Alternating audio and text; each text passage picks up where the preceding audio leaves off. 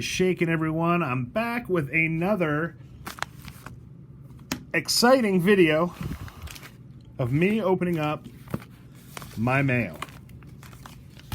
I know I've been down for about a week and haven't posted much. Well, then again, I don't know when this video is going to post because I'm going to be shooting about 10 in a row right now. But I've got plenty of mail. I've probably got 3 more videos worth. So I'm going to have a solid week's worth of content here. Problem is, so much tends to change in a week that some of the shit I say today may not be valid a week from now. Not really. Not usually doing what I do. If you don't know, if you've never watched before, I try to buy pretty much all bargain basement kind of cards. I try to buy them cheap, and I either add them to my personal collection or I try to flip them for a profit. Just kind of depends. This is an awesome, awesome looking card, man.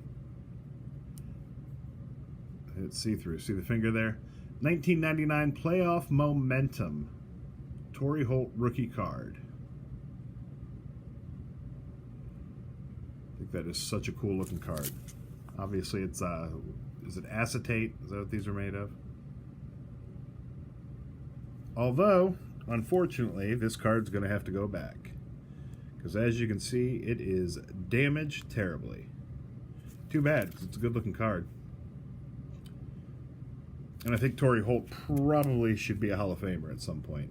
But yeah, that's broken. So that one will be going back. I'm sorry if you're the guy that I bought it off of.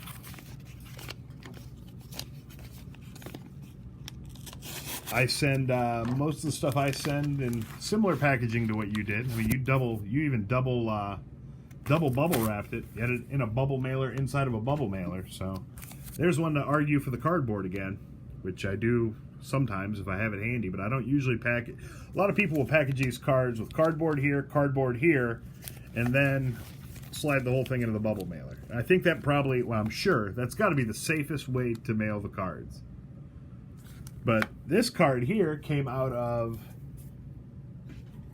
a small bubble mailer that was inside of a bigger bubble mailer.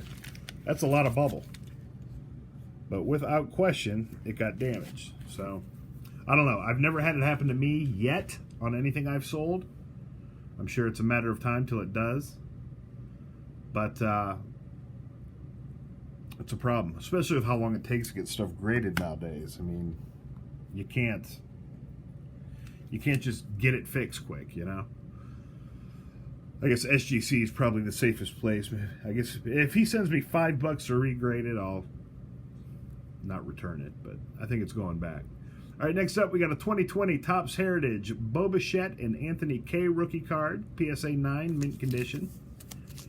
I think Bichette is the man. I also happen to think that Anthony K is pretty damn good. He was with the Mets. He was part of a trade last year that brought him over to the Blue Jays, but I've talked about him before in my videos, but he's a guy that wasn't a highly rated prospect or anything, but then he went out last year and just dominated the minor leagues somehow, like unexpectedly. So anyhow, he's a good speculation. I sleeve up every one of his rookie cards that I pull out. Obviously, I bought it #1 for the Bichette. We know that's right. So there you go. Don't recall what I paid for it. I'm sure I paid up a little bit for that. If I had to guess, in my opinion, I'd be somewhat interested in that card around 20, so I bet you I bought it for somewhere around 10, most likely. I tend to get a number in my head of what I think a card is worth to me. I guess, see, now this is what I was talking about. In the bubble mailer, now that I've ruined the surprise, this is going to be a Miguel Tejada, folks. But in the bubble mailer, wrapped up with 2 pieces of cardboard. I think this will prevent this. And the more, I haven't had it happen a lot, but when I see this, I really feel like maybe I need to change the way I do, because it's a dead sale. If you get a cracked slab like that, it's dead. The card no longer has any value. So I may start doing this myself. It's kind of a pain in the butt. I like to recycle the cardboard when I get it, but Anyhow, 2002 Donruss Classic, Miguel Tejada. I bought this card because it is a PSA Gem Mint 10 card. There you go. Buy the card, not the grade, they say. Well, sometimes I 100% will buy the grade if I'm getting the card for like $1. And that's what happened here. I mean, it was, I want to say $3 or something shipped. It was something crazy. Maybe 99 cents and $2.25 shipping. So I went for it. And the reason I went for it purely is because it is a PSA 10 card. And it's been my experience that pretty much any and every PSA 10 card that I list does sell. I mean, I'm not listing total garbage, but I mean, you guys see what I buy. I'm not buying the most top-end stuff necessarily, so. But pretty much any PSA 10 that I put up there does sell. So that's the only time I buy the grade, is when it's a card like that Tejada, a very random card, but just so happens to be a PSA 10, I know somebody will buy it. Okay, we got another double bubble wrap card in fine condition. I've got a bunch of these now. I need to go through my Kyle Tucker collection and see what I have. I'm hoping that the man can get on the field. I think he's battling Josh Reddick for the starting job. And Josh Reddick's a heck of a player, way better than what I ever thought he was going to be. And he's stayed good. That's the thing with Josh Reddick. You can't fault, you know, the guy's batting 300 year in, year out. Got a little bit of power, runs a bit, plays solid. I mean, he's good. But Kyle Tucker could be great. I think Kyle Tucker has an attitude problem, though. It's the only thing I can figure. He has dominated the minor leagues at this point, straight up through AAA. I mean, it's time to shit or get off the pot. And I don't mean for him, I mean for the club. I mean, either play him or trade him, man. It's got to be time. You know, I'd be curious to know what Josh Reddick's contract situation is. Hopefully they don't have him locked up for a couple of years, because I have a feeling that Tucker is an ass. Like, maybe people don't necessarily like him. Maybe he's cocky. Maybe he's just one of those guys. You know, I don't know. But I feel like there's something personality-wise, because you don't see it with his numbers at all as far as what he does on the field. I feel like there may be a personality issue. Josh Reddick may be the best guy in the world, and Kyle Tucker may be a cocky little shit. He kind of looks like Kyle Busch, actually. All right, here we go. I am pretty jazzed about this. This is 1998. I've got the light different if you're wondering why you can see the scratches so bad. 1998 Topps Gold Label, Class 1, Peyton Manning. But this is actually considered, I don't know if it's a rookie year card or a rookie card, whatever, but this is, maybe I'm wrong about that. Maybe this isn't the one.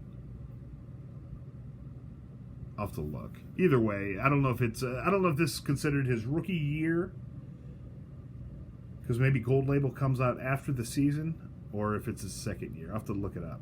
But I believe this is considered a rookie year card, so pretty sweet. It's definitely the oldest Peyton Manning that I have. I mean, it's got his whole 97.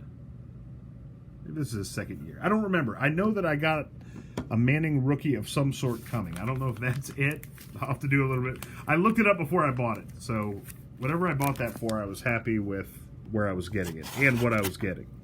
Unfortunately, that was like a week and a half ago, so I couldn't tell you what the hell my thought process was. As soon as I get done shooting this video, I'll go look it up on ComC and check the eBay comps. I use ComC a ton to look at.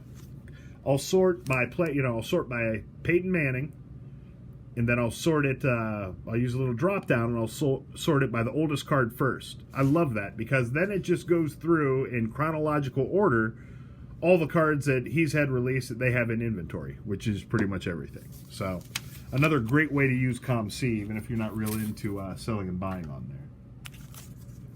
I sell the heck out of stuff on ComC too. I need to change my name on ComC somehow, my username. If you're looking for me on ComC, it's Jacker54. Jacker54. Check me out on ComC. I've got at least 300-400 cards for sale there. All right, first off, we got the 87 Fleer Update Glossy Greg Maddux rookie card. PSA graded at an 8. This was definitely a combined shipping deal, which tells me I probably paid right around $5 a piece for these cards. That's about all I want to pay for them. Now they're selling for more than that, and this is the Glossy, which I don't know what the hell. I don't know if the Glossies came out of complete sets or something. I don't know. Really know what the difference is. You know, I don't know that there was Glossy packs in '87. Don't really know. But anyhow, another Maddux rookie. I do have one of these, but that one's nicer, so I'll have to take a look and figure out what I want to do. And once again, another 87 Donruss The Rookies Greg Maddux Rookie Year card. Cool card. I know I have another one of these also. But as you know, if you watch my videos, and especially if you've made it this long into any of my videos, you know that I buy a whole lot of what other people would call junk wax. I buy a lot of it. I dropped out mid-90s. I don't do a whole heck of a lot. But as far as late 80s, mid to late 80s, never mind. All of the 80s and the early 90s, I'm all over that stuff. And there is a market for it, I'm telling you. There's a whole lot of guys like me that are just now getting back in that want that Bo Jackson rookie. Trust me. Basically, I've just kind of followed what I did when I got back into the hobby, and as I've gotten more into it, figured out what stuff's worth and bought and sold more. This thing is packaged to no end. I've started buying the same things that I was buying when I first got in. And so far, my theory seems to be correct.